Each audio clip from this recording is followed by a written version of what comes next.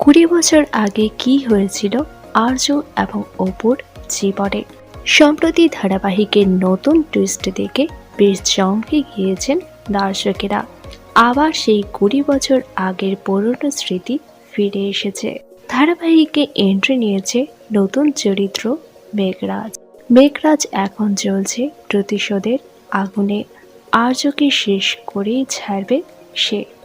গল্পের রিমেক অনুসারে আর্য তার প্রথম স্ত্রী এবং শ্বশুরের খুনে দায়ী, কিন্তু এইবার ধারাবাহিকে আর্যের প্রথম স্ত্রী ছাড়াও সম্ভবত আর্যের জীবনে ছিল অন্য কোনো নারী, আর যার কারণে আর্য সম্ভবত খুন করেছে তার প্রথম স্ত্রীকে।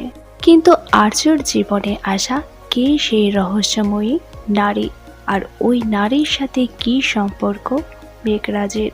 তবে কি আর্য তার প্রথম স্ত্রী ছাড়াও খুন করেছিল সেই রহস্যময়ী নারীকে? সেটাই দেখার আগামী পর্বে। বর্তমানে এই ধারাবাহিকের সাসপেন্স আপনাদের কেমন লাগছে তা নিচে অবশ্যই কমেন্ট করে জানান।